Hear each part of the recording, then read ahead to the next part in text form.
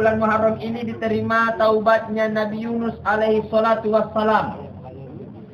Sebagaimana yang kita ketahui bahwa Nabi Yunus, Bapak Ibu, ketika berdakwah menghadapi satu kaum yang sangat biadab, menghadapi satu kaum yang mohon maaf, yang tidak punya etika.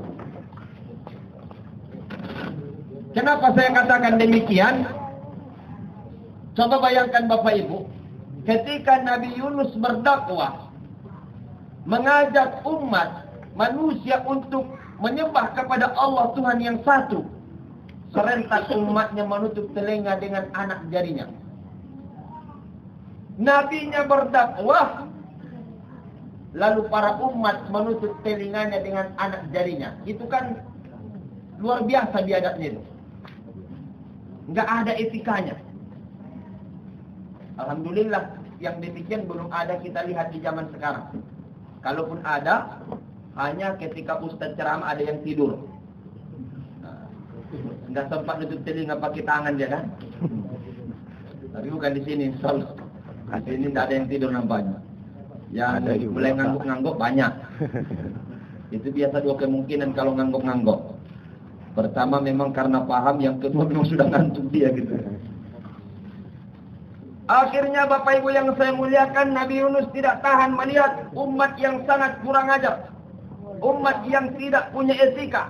Dia pun mohon kepada Allah supaya itu dia punya umat diajak, diberikan pelajaran.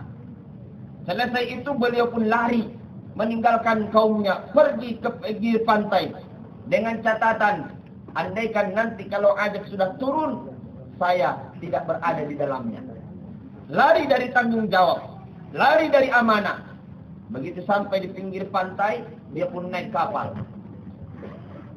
Setelah itu sampai di tengah lautan Bapak Ibu, Allah pun memberikan peringatan kepada Nabi Yunus. Kenapa dia meninggalkan dia punya umat?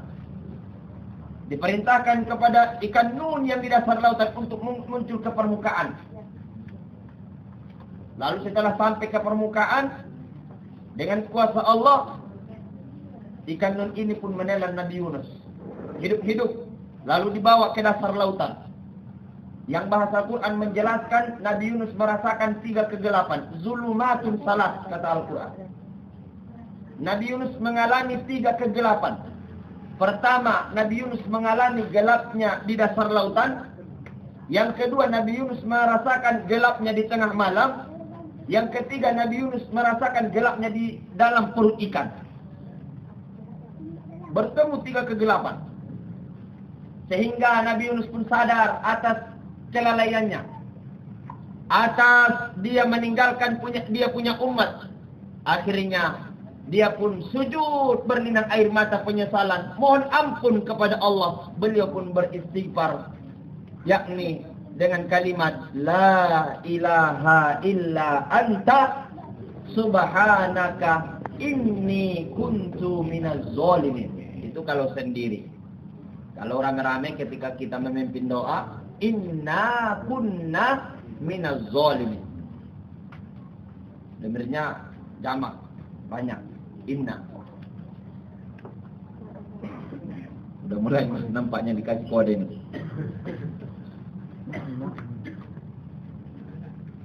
La ilaha illa anta. Tidak ada Tuhan selain Engkau ya Allah. Subhanaka, maha suci Engkau. Inni kuntu minaz zalimin. Sesungguhnya diri ini sudah berbuat zalim. Ampuni saya ya Allah. Akhirnya dengan air mata penyesalan Bapak Ibu yang saya muliakan, dan juga dengan istighfar yang dibacakan Nabi Yunus, Allah menerima taubatnya Nabi Yunus. Itu juga pada 10 ataupun di bulan Muharram ini. Sehingga ketika Allah mengampuni, Allah perintahkan kepada ikan nun muncul ke permukaan, pergi ke pinggir pantai untuk mengeluarkan Nabi Yunus.